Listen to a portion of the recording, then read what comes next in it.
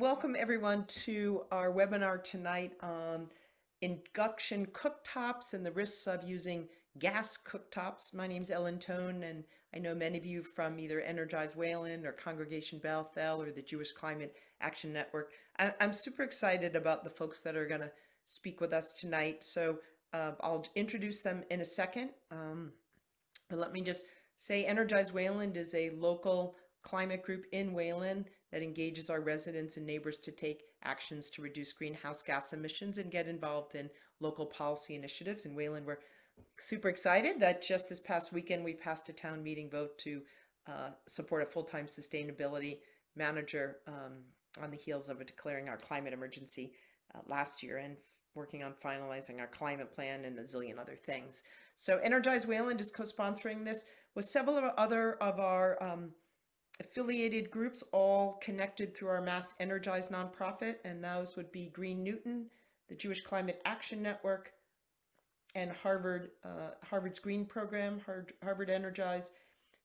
We are grateful to Great Skies Solar, which is a Massachusetts solar company, for supporting Energize Wayland efforts to allow us to do outreach and many of the signs that you guys see around town and our Earth Day events. So thank you to the other communities that also pitched in for promoting this, and for Great Skies for supporting us, and for all of you for joining us. So what's in store for you? I have three terrific women, all of whom I've known for a bit of time, to both explain to us the risks of using gas cooktops and gas cooking appliances in our homes, and then the benefits of switching to electric, but particularly talking about induction ranges, which for some may be a new technology, although I know some of you have already chimed in that you have induction ranges. So first we'll hear from Andy Krasner, who's a colleague and has become a friend over the years, who is a terrific health researcher. Sponsored by Green Newton. And Green Newton, sorry, Green Newton, I thought I said Green Newton, sponsoring it. Andy is doing a lot of work with the Greater Boston Physicians for Social Responsibility. Always a mouthful for me, Andy. And with the Rocky Mountain Institute was one of the lead authors of a study that has really propelled many, including the state of California, to really look seriously at minimizing new installation of gas cooktops and ensuring better ventilation. So it's really a seminal report, and Andy does a great job taking a lot of data, boiling it down into stuff the rest of us can understand. So Andy's going to explain risks and benefits. You'll get a bunch of science. We'll get a couple of questions in for Andy after that. Then I want to switch to Diana Goldman, who is, they'll each say a little more about themselves, runs Beantown Kitchen and runs cooking classes with the Sierra Club and offers recipes, but really is a vegan and a promoter of a plant-based diet, also a friend. And I've asked Diana, and she'll say more about what she does, to talk about electric cooking from the perspective of a professional chef. How does this feel as a professional chef? And she's got a little science experiment she'll show us. And lastly, my neighbor and friend Anki Cowan, who was the first person I knew to have an induction cooktop, will just talk, and by the way, is a fantastic cook. Should she ever invite you to dinner, you should go. We'll talk about her induction range and what she likes about it, and what things to keep in mind. And Anki's from Sweden, so we'll also talk about kind of the experience in Sweden with those. We'll be done with all that in half an hour. If you have questions, put them in the chat. We'll take a few questions for Andy right after her talk, and we'll have a good 25 minutes for discussion. So that's the plan. And I will now share my screen and hand it over to Andy, if that's okay, Andy. Yeah, that's great. Thank you so much for that nice introduction. It's always wonderful to work with you, Ellen, and very thrilled to be here with Energize Wayland and all the other organizations that are sponsoring this tonight. So thank you. And I just want to thank everybody who has taken this evening, this beautiful evening, to join me to talk about gas stoves and induction stoves and what we know about their health impacts and how they affect the pollution in our kitchen. I am a program manager for climate and health for Greater Boston Physicians for Social Responsibility, and it is a mouthful every single time. And I'm here tonight as both a public health professional and as a parent concerned about the impacts of climate change and air pollution on children.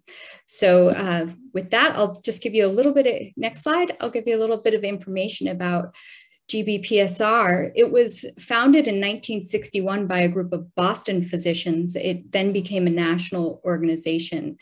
It, along with its international counterpart, International Physicians for the Prevention of Nuclear War, won the Nobel Peace Prize in 1985 for their work to bring awareness on the human health risks associated with nuclear weapons.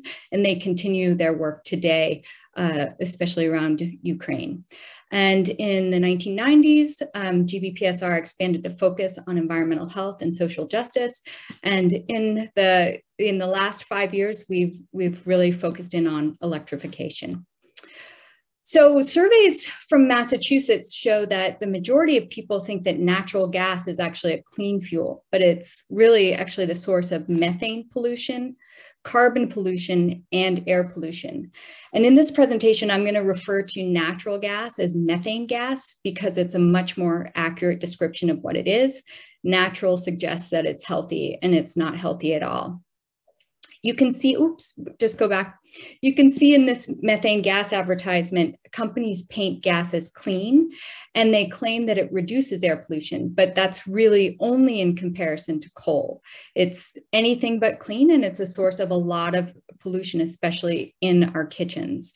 And the medical community is increasingly concerned about the health impacts of methane gas. And the New England Journal of Medicine published The False Promise of Natural Gas in December 2019, discussing how gas harms health all along the entire infrastructure, including the use in buildings. Next slide.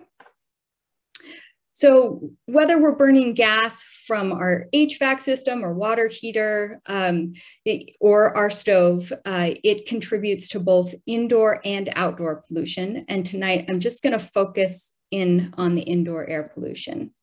Next slide. So we spend about 90% of our time indoors, and 65% of that is in our place of residence, which is likely more during COVID.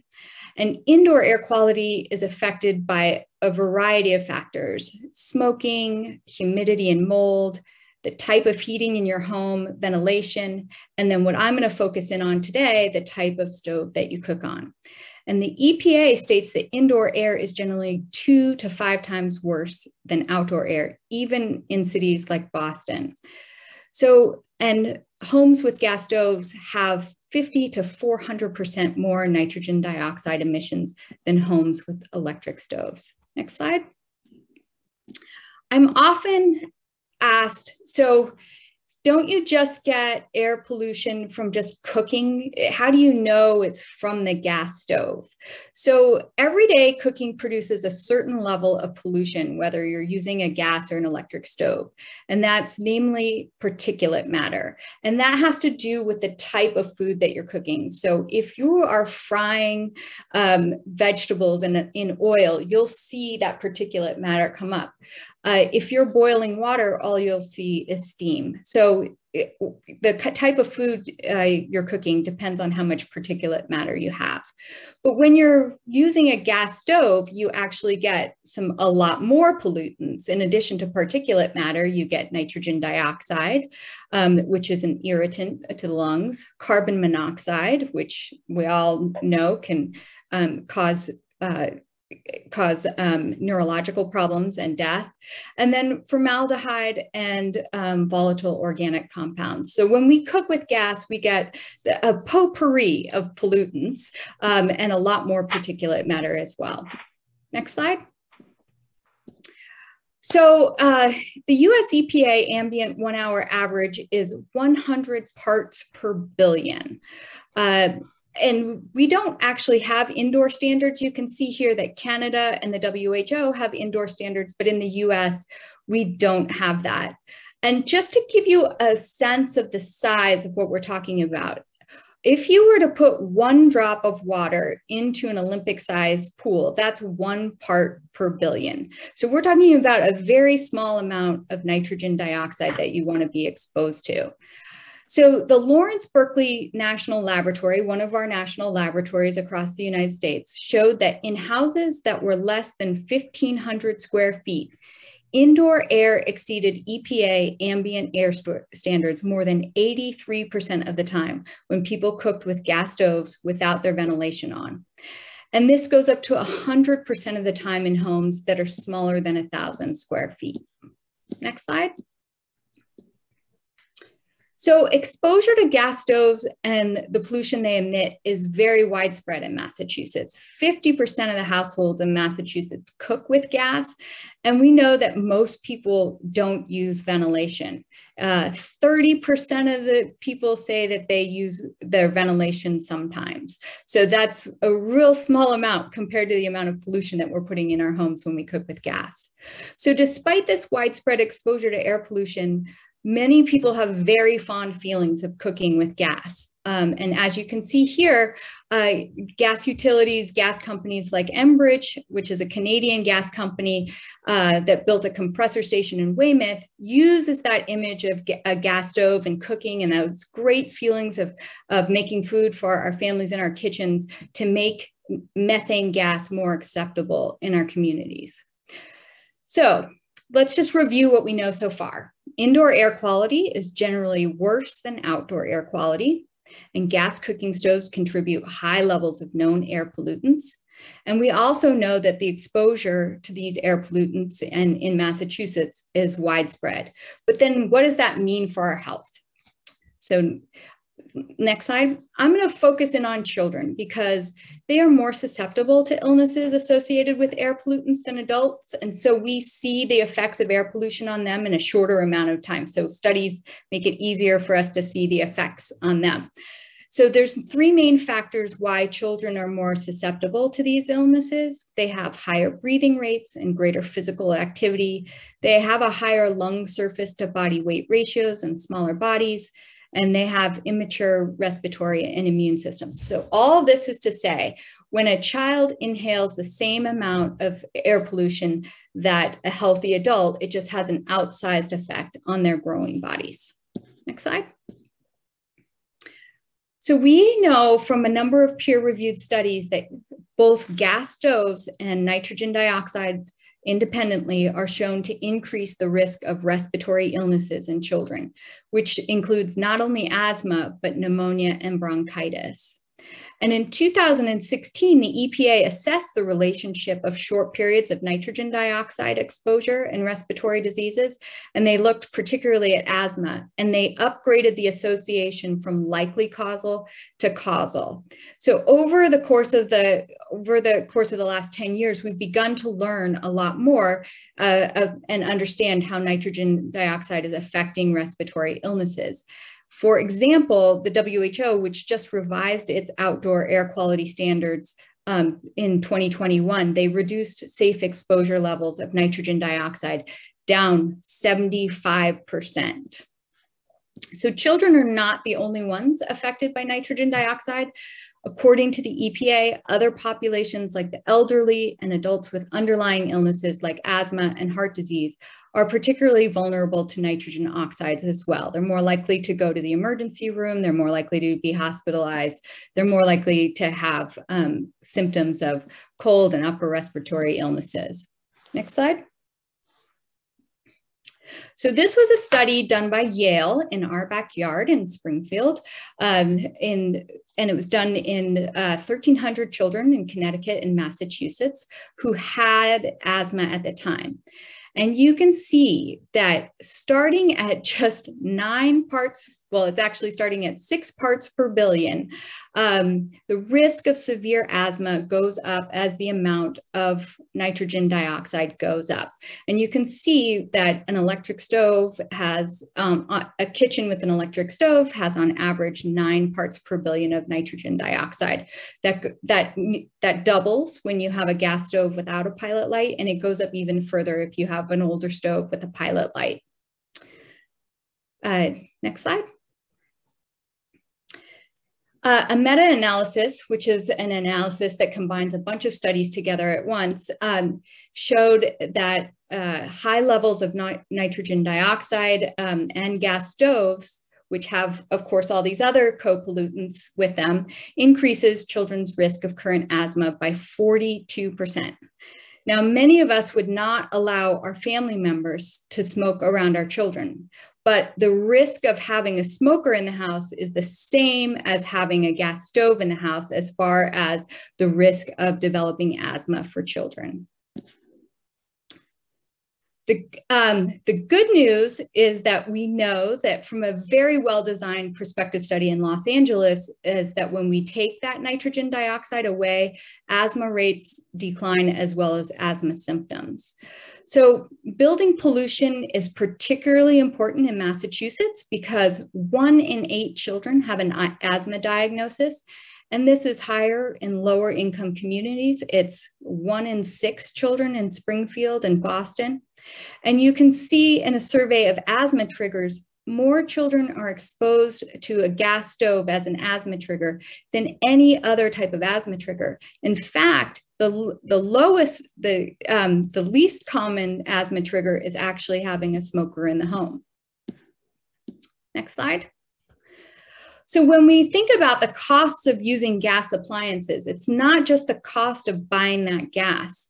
When you consider the externalized costs of healthcare, it's far from zero. It's in 2017, the cost of burning fossil fuels in buildings alone cost Massachusetts $8.4 billion in health impacts. And the authors did not even account for visits to the emergency room or hospital admissions from asthma when they did their accounting. Next slide. Unfortunately, lower income households are at higher risk of being exposed to the high levels of gas stove pollution, and this really becomes a health equity issue. Income and home sizes are highly correlated, which means that people with lower incomes are more likely to live in smaller unit sizes.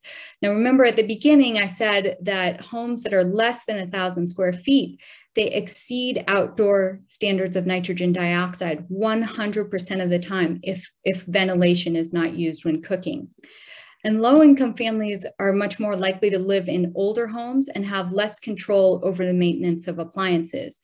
Older homes may have gas stoves that haven't been properly adjusted. They may have pilot lights, and they're more likely to have inadequate ventilation over the stove. A new study from the National Center for Healthy Housing found that 90% of rental homes did not have adequate mechanical ventilation, and they actually recommended removing gas stoves from buildings. So low-income households are also more likely to use stoves and ovens for heat, so they're exposed to more nitrogen dioxide in the home, and they're also more likely to have exposure to outdoor pollution, giving them a higher cumulative exposure to nitrogen dioxide.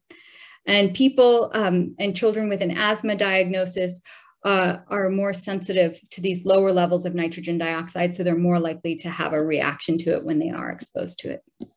Next slide.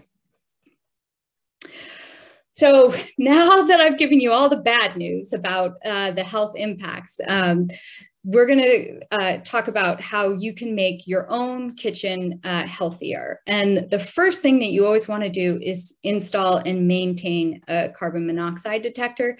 This is just very important if you have any type of gas in your house, because you have the risk of having both low levels of carbon monoxide and dangerous levels of carbon monoxide in your home. If you're cooking on a gas stove, you can also turn on your over the stove range hood when you're cooking. And you want to do that while you're cooking, but as well as 20 minutes after you finish. And using an externally ventilated range hood, and I just want to put the emphasis on externally ventilated because a lot of them are not. Those have been shown to actually be very effective in reducing air pollution in the home from burned gas and also reducing respiratory symptoms in children. And vented hoods have the highest pollutant capture rates for those back burners. So if the pan is underneath the hood, then it's capturing that pollution. If it's in front of the hood, it's not being captured. So you want to use those back burners if you can. And just to emphasize how important ventilation is, I just want to point out that your other gas appliances, your HVAC systems, your water heater, your dryers, they're all required to be externally vented to the outdoors. The only appliance that is not required for that is your gas stove. Many range hoods are not vented outdoors, and if they're not, they're just recirculating air pollution and they're not actually very useful. This happens to be the case for my range hood in my kitchen, and for many people, it happens to be the case. So if mechanical ventilation isn't possible, you can open a window to help reduce indoor air pollution. Of course, I know that this is not always possible in winter in Boston, and some people don't even have windows that open in their kitchen. So if you can't do that, you can also purchase a HEPA filter with carbon filaments for the kitchen, and that is very effective at cleaning the air pollution from the kitchen. And if you can't properly ventilate, you can also reduce air pollution just by minimizing the use of your stove and using other electric appliances that you have. So if you have a kettle for boiling water or a microwave or a toaster, you can also try a plug-in induction burner, which we're going to see a little bit tonight. There's also induction cooktop loan programs in Acton and in Brookline at your libraries. So you can check them out if you live in those towns.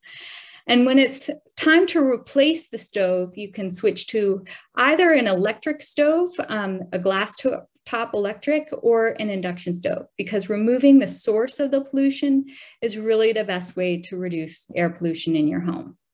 And I do want to acknowledge that the responsibility to address indoor air pollution cannot be left solely to individual action alone. We need policy changes to ensure an equitable transition to low pollution homes for everyone.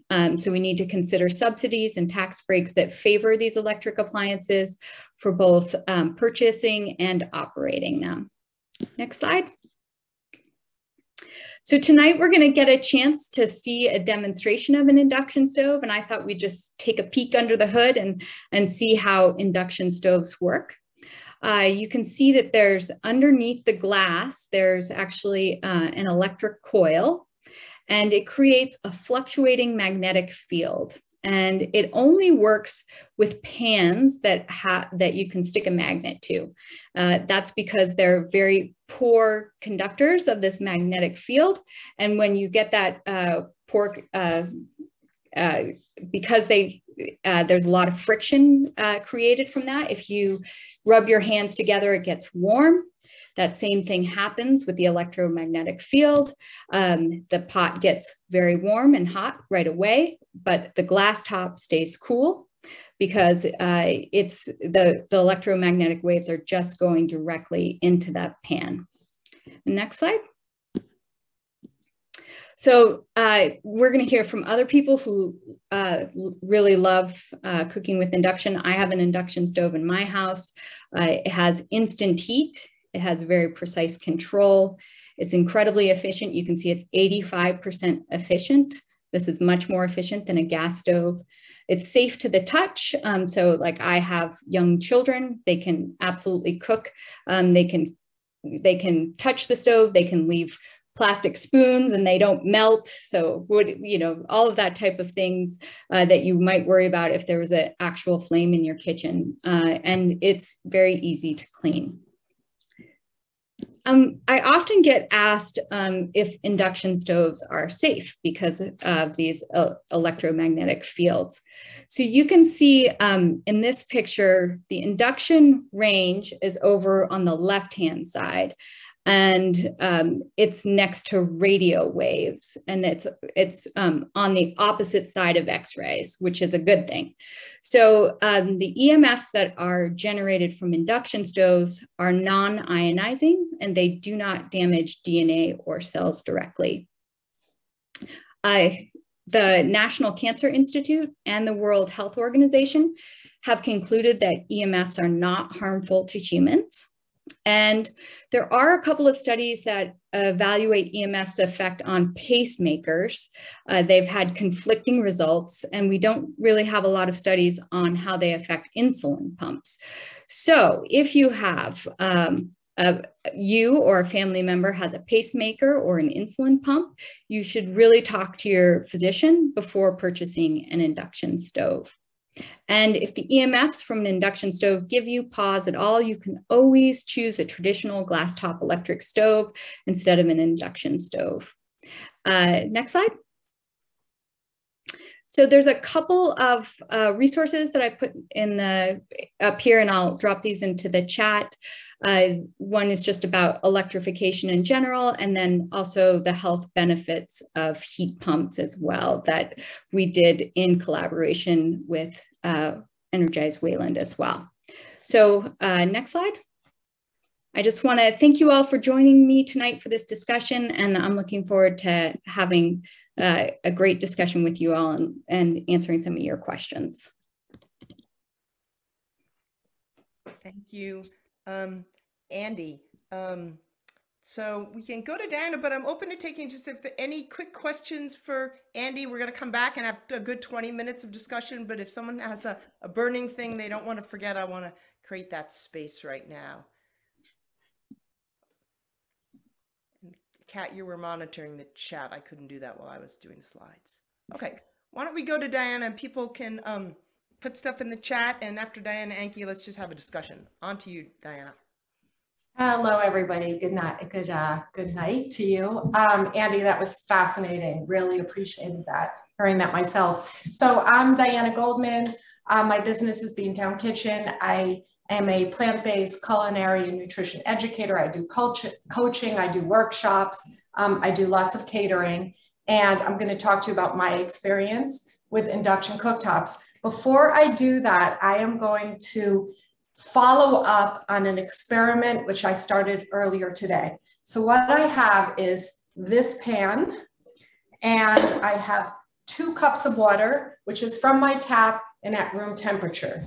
I also have an induction cooktop right here, and similar to what Andy just mentioned, which is a single burner. I plug it in, and I actually love having this because when I'm on the road teaching cooking classes, I'll bring this with me. I purchased it from IKEA a couple years ago. Wasn't very expensive.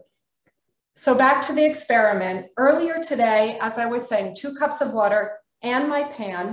I put it on my burner, which is over there, at the highest heat, and I timed it to see how long it would take to come to a boil. And to clarify, that burner is a gas burner, right, Diana? Thank you very much. That's a gas burner. So 4 minutes and 30 seconds to come to a boil. So the only variable that I'm changing now is I'm on an induction cooktop. I'm going to pour my water into this pot here, turn it on to the highest setting,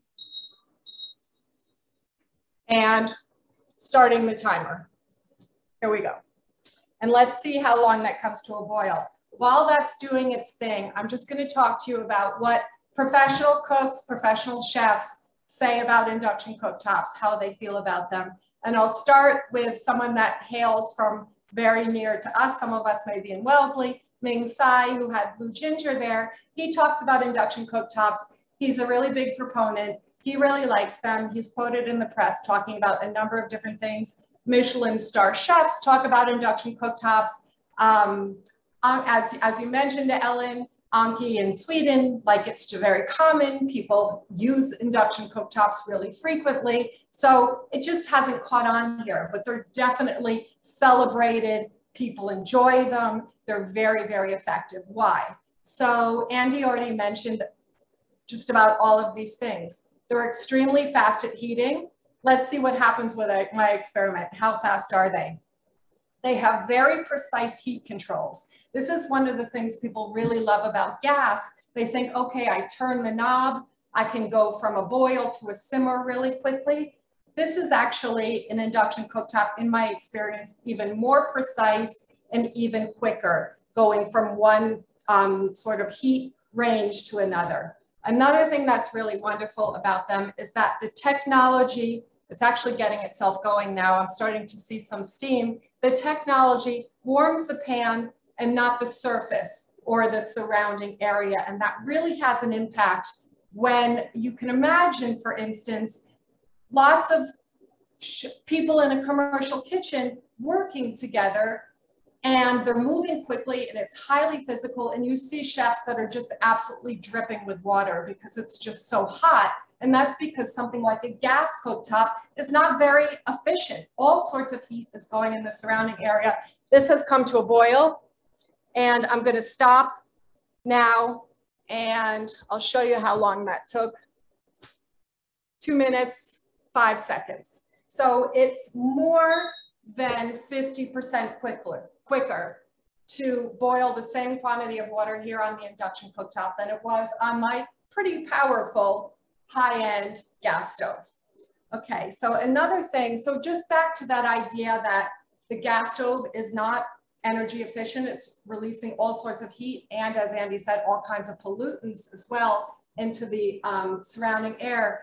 For me, I imagine that we have, take a professional basketball team, and that professional basketball team is training, and they're in a big gymnasium. It's really, really active. They're moving a lot. They're burning a lot of energy like professional chefs are and all the people that are in the kitchen. Imagine if there was a bonfire that was on the side of the basketball court, and they had to do all that work with the bonfire there. That's sort of what's happening in a commercial kitchen. It doesn't make a lot of sense. You have these really active professionals and you're heating it up with all of this fire. So that's another beauty of the induction cooktop. It's not emitting this heat energy into the atmosphere. Andy mentioned it's really easy to clean. There aren't any nooks and crannies. This is just a nice flat surface, and I can put my hand on here and I didn't burn myself. It's not hot, which is really wonderful, both in the commercial kitchen. It's safe, but also if you have children around. And, you know, those are some of the things that people love about them. And a final thing, I'm just going to tell a quick story. A number of years ago, my husband and I went to visit our daughter who was working in the Netherlands. And because we were going for an extended period, we got a service apartment. One of the things I wanted to do was to be able to cook for myself and my husband and my daughter while I was there. And I got there and I was disappointed to see there was an electric cooktop, because for me, I'm used to the gas cooktop. I think of it as pretty fast and I think of it as pretty responsive, and the electric cooktop didn't seem to me like it was as good a technology. So I also was disappointed to see there was no kettle. I got a big pot of water, a big pot. I filled it with water and I made sort of a mental calculation. Okay, this is going to take a while. I've got about 6 or 7 minutes to go do something else and come back. I stepped away. I looked again and it was boiling. What's going on? I've never seen an electric cooktop like this before. And that was my first experience with an induction cooktop. It wasn't electric, it was induction, and I was pretty blown away by how fast and effective that was. So those are the things I wanted to share with you about an induction cooktop. You might ask, if it's so great, why do I not have an induction cooktop? My husband and I are actually looking at replacing this, finding some kind of new home for this gas cooktop. And I would actually love to know if there's some great source in the Boston area for switching this out in some sort of efficient way. Anyway, thank you so much for your time, and back to you, Ellen. All right, I'm going to let you answer one question, then we'll go to Anki. My friend Michael says, can it be used for cooking sous vide? I haven't had, that may be the case, but I personally haven't had any experience with that yet. Okay. Maybe Anki, who has an induction cooktop at home and used nothing but that, maybe she's got experience with it. All right, over to you, Anki. Okay, hi. So my name is Anki Cowan, and I am from Sweden. And I never saw anybody in Sweden having a gas stove. And so when I moved here and we built our house, the builder said we have to have a gas stove, and you know, he put that in. And I used it for several years and I did not like it. So then when we had to replace our cooktop, I ended up getting an induction cooktop that I was used to from Sweden. And all my friends were like, I cannot believe that you're changing your gas to an you know, electric cooktop. and I had to have a plumber come and, you know, how do you call it? Like sort of gas, you know, you have to cap off the gas, right, yeah. And I just like love it. It's so much easier to keep clean. It's so much faster, and I got a lot of new pots and pans because I had to get new ones because they have to be magnetic. So the old pans that I have didn't work. Yeah, I just like would not ever go back to gas. You know, I just did not like that at all. But I also wasn't used to that. Okay. So let's open it up. We've been talking at you for about half an hour. So I'm curious, are there questions from folks? Do other people want to share experiences? I mean, who's on this call is considering switching cooktops, either getting a small induction to put by on their counter or switching out? I'm curious. Let's hear from folks. What was the question that somebody had asked if you could cook? I didn't hear that. Oh, it's sous vide. You know, when you do it, boiling water, you put stuff in. Michael, you want to explain sous vide? I'm going to screw that up. I just saw a nice cooking show, and that's the way they were cooking. So if we're going to go high end, my other question was, if I'm making a long cooking soup, why do I care about how fast this process is? So it brought to mind that you guys must be high-end cooks, and The Rage, if you watch the cool, like the 100-Foot Journey, if you've ever seen that, that's a great cooking movie.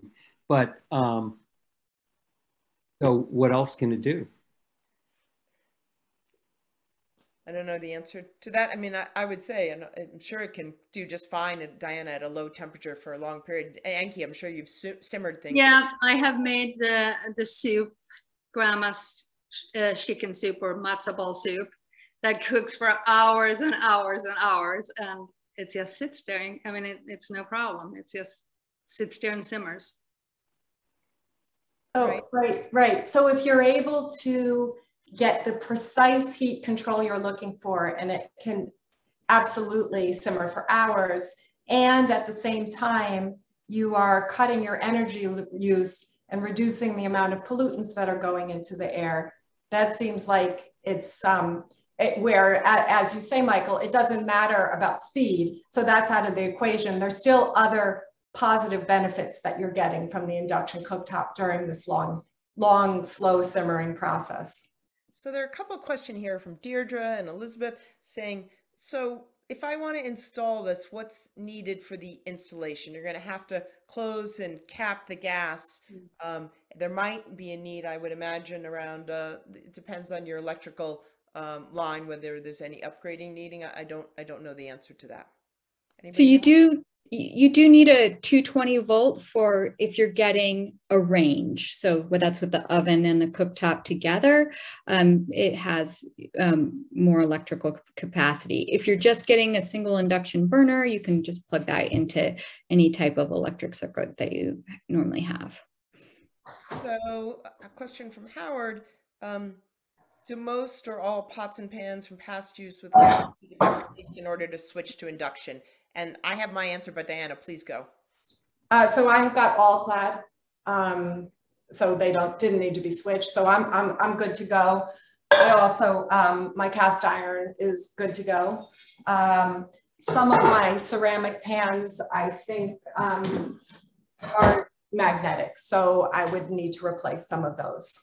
Yeah, so it depends. The all clad, the stainless steel, the all clad, the cast iron, Le Creuset, all of that is fine. And there's very easy websites where you can look this up. It's really the copper ones, right, Andy, that we end up with more problems. I mean, the copper ones don't really work. Yeah.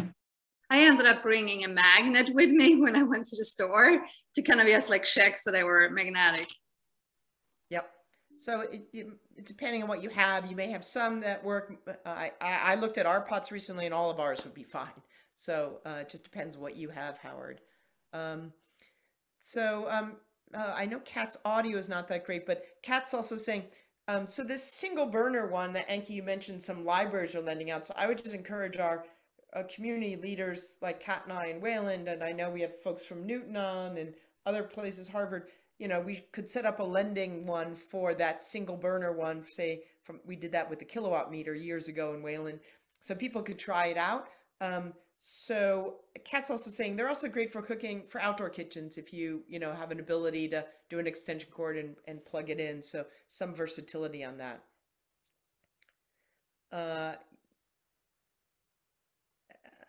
Howard's asking, yeah, Howard, you should go to your pot rack with them. You can look up which brands already work and then otherwise take a magnet if your brand's not listed. The magnet is the easiest way. You just, it's very quick and you can tell right away. It's only on the bottom that you need it to be magnetic, only on the very bottom. Howard's saying that's a lot of time. Howard just must have way more pots than you and I, Yankee. That's clearly what's going on there. Anybody else thinking about induction and why you're thinking about it? I'm just curious. We've got 26 people on this call. Who else is? Yeah. Beth, talk to me. Yeah, hi. We are thinking about it in the context of also going electric with a heat pump for our house. So that has taken up most of our time, but our son has definitely advised us of the air pollution piece of it and is really concerned. And that really got us motivated. And this is the first kind of real discussion about it that I've been open to. I haven't done any research but I'm more and more convinced, and I'm convinced tonight because of the ease and the safety factors, and it sounds like the chefs are attesting to the fact I have always loved my gas stove and I love cooking, so this is a transition for me, but I'm optimistic about it. But how does the control work? I mean, it sounds like everybody's saying it's even better than being able to control on a gas, but I'm not sure I understand how it does work. So Anki, can you take your little computer over to your gas cooktop that's an induction? It has the same, you want to just show her the controls? Can we just see it, Anki? Yeah, I'm done. I told Anki she'd have to do this for me. And her kitchen is always this clean too. It's amazing. So can you see? Yeah. Wait, yes. It's hard for me to see. Okay, so here is my control. So here's my on. So because I don't have anything on it now, I can't really, it doesn't start. You have to have the pan on for it to start. So I have a high, and it goes down all the way from, so high, and then next comes 9, and then it goes all the way down, to, all the numbers until it's low. I see. But you cannot turn it on if it's, if you don't have a pan on it. Okay, so it's a touch thing. It's just a touch thing, right? Okay. All right. Thank you. Yeah, you're welcome. Some have knobs. You can have a knob or you can have a touch. Some of them, the small induction burners will have the exact temperature on them. You can either choose 1 to 10 or the exact temperature. On the ranges, they generally are 1 to 10, and you can either do a knob or the button. Okay. Anything you want to add to that, or that's good? Oh wait, did you say to me? No, I said to Diana. Anything? Oh, okay. Sorry. Okay, I think she's. Thanks. Good. Thanks. Yeah. So Beth, I'd say you can also just go to an appliance store and just try. Yeah. We will do that. But yeah, you people tonight are my first real, introduction to it. So I thank you. Yeah, and I would say really Anki and Diana are really good cooks. So I cook a lot. I'm super fussy. So if Anki's happy, I'm happy because I'll tell you, she can have 30 for dinner with no problem. So I appreciate the idea of that it's not creating heat all the time. I actually hadn't thought about that so much, Diana. Like there are times I'm cooking and I'm literally like, I really want this to be cooler. And the other thing for me is, I don't know about you, Beth, but we're expecting a grandbaby in August, and I think a lot about the safety thing. Like I want them to be, up on that step stool cooking with me. And you always worry about gas and what someone's touch, and the air pollution stuff on the asthma data is just incredibly compelling. Yeah. All right, let's hear from some other folks. Ellen? Yeah. So, Robin, yeah, please. So I am, okay, I'm not a cook. I mean, the joke is I had to learn how to cook over COVID because I couldn't go out to restaurants like I typically did or do takeout. But anyway, I have an induction stove. I redid my kitchen. We don't have gas in our house, which was my initial, let's go for gas. And somebody had said, get induction. And I got it. And it is so easy to cook on because you can actually so control the temperature. I did have to go get new pots and pans. I did get all clad, which are fabulous on the stove. So, and I just want to say that if anybody's at least thinking about it, they just do it because it's so much better than anything else I've ever cooked on. I have cooked on gas and I have cooked on electric. I grew up on electric, but the induction just makes it so much easier and safer, you know. So I just thought I'd share that. Oh, no. Great. So, Richard, you may put a comment in here, but I'm just going to let you say it out loud, if you don't mind, instead of me reading it. Richard Hoyer made a comment about steel plates. You here, how's that? That's great. You can get a steel plate. They're available online, round and in a diameter that's suitable to fit over the magnet, or if you want to call it the burner on your induction range. You can use a non-magnetic pot, for example, aluminum, if you put it on top of that steel plate, and it'll operate, the induction range will operate, the steel plate will heat the aluminum cooking pot or whatever you're using. I never see that pointed out, but I can assure you it works, and you can use your old cookware if you wish. All you have to do is buy a steel plate. Go on Amazon or elsewhere, you can find them. Any comments from anybody else on that? Okay. That is the first time I've heard that. That is a fantastic idea. I'd not heard that. You know, and the other thing that I was watching a chef using an induction stove, and he put a towel underneath the pot. So it's still, the pot still heats up. And then all the splatters that he had and everything, he just took the pot off, took the whole towel and put it in the wash. So he didn't even have to wipe up afterwards. It was pretty amazing. So it is really easy to clean. So Melissa, let's see, Nancy Shaw or Melissa, do you want to jump in here and say your comment about rice dishes? Yeah, I would just want to say I probably cook something with rice maybe twice a week. And I just use very simple, ordinary rice, you know, enriched, nothing very fancy. And first of all, it usually cooks in about 5 minutes. And I just use, I'm careful with the water. If I see that it's starting to like boil down, because it does boil down because it's fast, I just keep adding that cup, keep adding the water. And it always comes out like the really good consistency, you know, like not too dry, not too crunchy. I'm really picky about my rice, and, you know, like nice and tender, and taking in, you know, good, you know, stuff, you know, whatever it is that you know, kind of sauce that you want to put on it, it absorbs it really well. And, you know, just always really tasty all the time. Great. So, I mean, definitely a good thing. Definitely good for cooking rice. Great. So you're responding to somebody's question about rice. So I appreciate that. Okay. Yeah, there was a question, how does this work with rice? So Deirdre's asking about, was wondering what brands people have and if they like them. Some brands were reported to be not so great at low temperatures. Like Anki's, yours is a number of years old, but I don't remember the brand. Oh, I don't know the brand actually. I don't know. Andy, have you, I don't have an opinion on at all.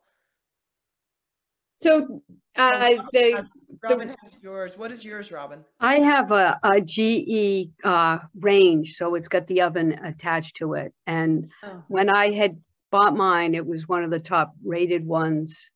And I have no trouble on very low numbers. Like if I can keep it at 1 and just keep everything slowly cooking and just keeping it warm, and I have no problem with that. But the G's been great. Yeah, we see another vote for And GE. Andy? Mine is also a GE profile. Yeah. Andy, did you want to jump in on this? Oh, I was going to say there are a number of price ranges for this. It kind of, if you're getting a range, it starts at about $1,000 and it can go up to $5,000. So the quality obviously can correspond to that. I believe that the Frigidaire, which is about $1,000, has people have said that it can be a little uneven in its cooking, but that is the only one that I've ever heard people complain about. I can't remember the brand of ours, but we really like it. Right. Other comments or questions? I'm looking at the chat, but I can't see everybody's faces. People can raise their hands or unmute. I guess I'm going to make a pitch on decarbonization, right? We have big carbon goals. We have big climate goals. This is one of those things that when you're ready to replace your cooktop, it's the time to do. And until then, a little one on the counter that's electric and induction for when you're just cooking one thing or two things seems like a good move. And those are super affordable. I remember, Andy, that Brady was telling me, I mean, it's like $150 or something like that.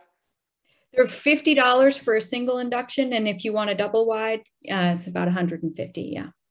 So, you know, that's and Diana, you know, you got something at IKEA's, which Anki tells me I always mispronounce, right? Anki, what is the correct pronunciation here?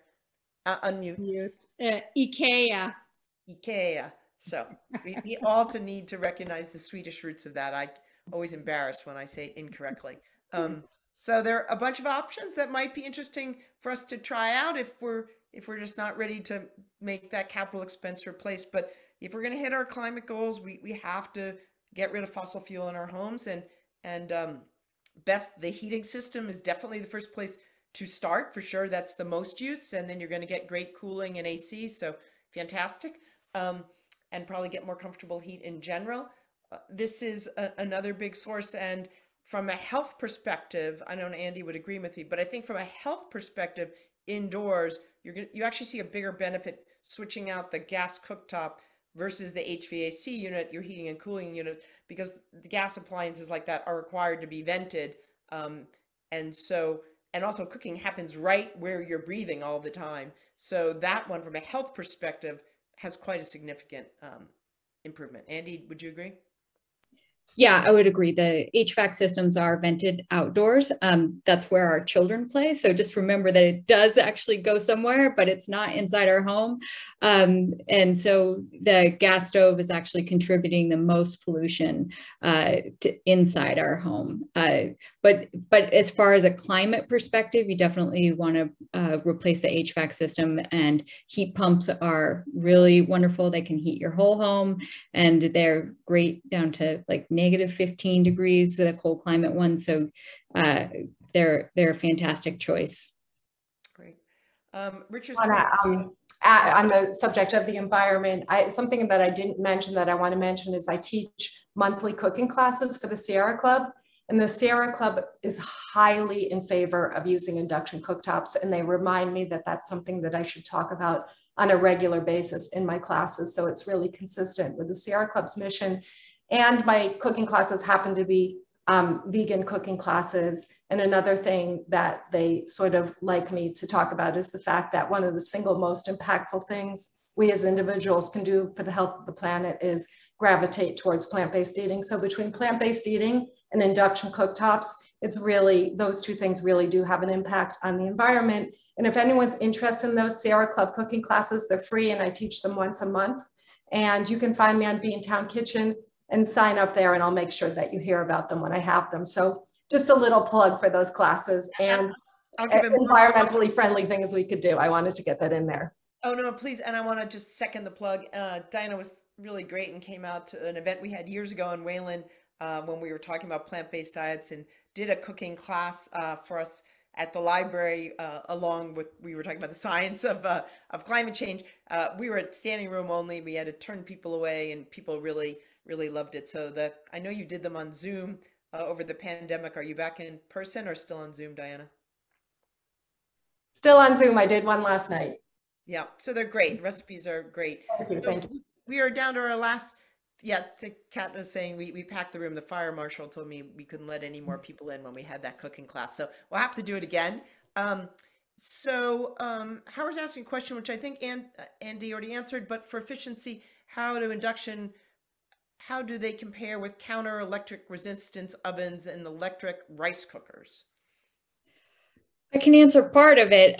The induction cooktop is 85% efficient. It's the most efficient that you can use out of the stovetops. If you get a glass stovetop that's electric, that's the next efficient, and then an electric coil is the least efficient, and of the electrics, and then you have gas, which is the least efficient, I guess. As compared to electric rice cookers, I'm not really sure. There's a lot of different kinds of rice cookers. Some are pressure cookers, some are like longer rice cookers. So I don't actually know the answer to that. Okay. So I'm going to do a little, everyone I hope has a chat here. I would love, we have 23 people on this call. Can you just put in the chat if you would just say, yes, I'm going to really seriously think about this for my next one. I know some of you already have it, but and I think we are going to use one of the little ones. I'm going to try it out. What's the largest size pan you can use on the portable top? Anki and Diana. Nancy Shaw, thank you. Have what? Keep evangelizing. Terrific. Wait, I should measure or? I don't know. What you have some pretty big pots. I've seen you put some pretty big pots. Right, I have some really big pots. Yeah, but I think they're asking about the little ones that you, not on the full one, but Diana, just on the the IKEA. Oh, on the one. Okay. Yeah. You could fit a pretty big pot, Diana. You have the 2-burner one, and Andy, you use the 1-burner one, right? My largest pot can fit on it, so the very largest one that I own. Diana's holding up a really big pot over there. All right, I can see lots of people making. Oh, Sheila ordering one this year. Fantastic. All right, we're down to our last minute. I want to first of all, I always learn something when I listen to Anki and Diana. And I meant to say Andy. Of course, I just like enjoying Anki's food, so which I'll continue to enjoy. But thank you guys, and I hope that it is gives you a feeling about why to do it, and that you're not sacrificing anything on performance, right? You're gaining on performance, and that's the myth that gas is the highest performing cooktop, and I think that's been dispelled by Diana and by Anki super effectively. So we need to talk to more people about it. The problem is, when you make these decisions on your heating system or on your cooktop, for your heating system, that's a 25-year call. On your cooktop, that's probably at least a 10 or 15, 20-year call. So we just want to make sure these choices are moving us in the right direction for getting rid of fossil fuels. So thank you all. We recorded this, so hopefully no one has a problem with that. Some people couldn't attend, but glad, Carol, that you liked it, and Deirdre and others. So thanks again to our speakers. Check out Beantown Kitchen. I'll say again, a thank you for Great Skies Solar, because we need some, funds to put things on. And of course, many thanks to Andy. We will share the recording. We will share the slides. So Diana, feel free to proselytize about this in your Sierra Club thing. We will also share anything else from the chat that was useful in terms of links, right, Kat? We can do that. Great. Thanks very much.